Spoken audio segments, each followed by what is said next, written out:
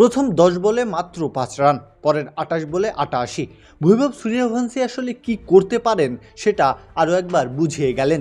এখানে নায়কের ভূমিকায় কেবলই তিনি, বাকিরা সবাই দর্শক।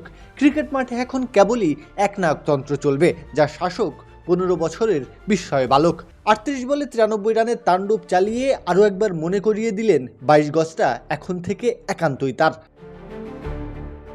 রাজস্থান রয়্যালসের সামনে একটা পথই খোলা ছিল, প্লে অফে যেতে হলে জিততে হবে, হারলে সুযোগ একেবারেই শেষ এমন না, তবে চেয়ে থাকতে হবে ভাগ্যের দিকে। বৈভব সেটাতে রাজি হলেন না, ভাগ্যটাকে নিজের ব্যাট দিয়েই লিখলেন। 94% চিনিযুক্ত অরেঞ্জ ড্রিঙ্কস না, নিন জিরো ক্যাল অরেঞ্জ ড্রিঙ্ক পাউডার।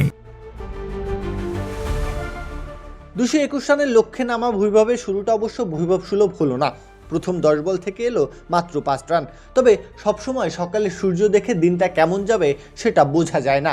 আসল ঝড় যে জমিয়ে রেখেছিলেন পরবর্তী 28 বলের জন্য। বোলাররা শুধু দেখলো একটা মেশিন দাঁড়িয়ে আছে তাদের সামনে, আর একের পর এক বল আছড়ে পড়ছে সীমানার ওপারে গিয়ে। কোনটা ভালো বল আর কোনটা খারাপ এসব দেখছে না সে শুধু জানে বলের ঠিকানা মাঠে নয়, হতে হবে গ্যালারিতে। 38 বলে শেষমেশ 93 রানের ইনিংস খেলেছেন। আক্ষেপ কেবল একটাই, আরও এক শতকের দরজায় গিয়েও ফিরে আসতে হলো। তবে 7-4 আর 10 ছক্কায় সাজানো ইনিংস বলে দেয় বৈভবের আধিপত্য বিস্তারের গল্প।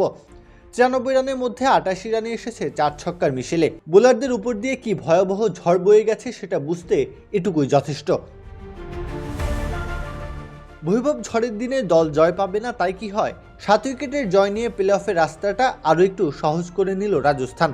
221 রানের লক্ষ্যটাকে বৈভব নির্মল হাসি দিয়েই মামুলি এক লক্ষ্য বানিয়ে ফেললেন। প্রত্যহ কাব্য, খেলা 71।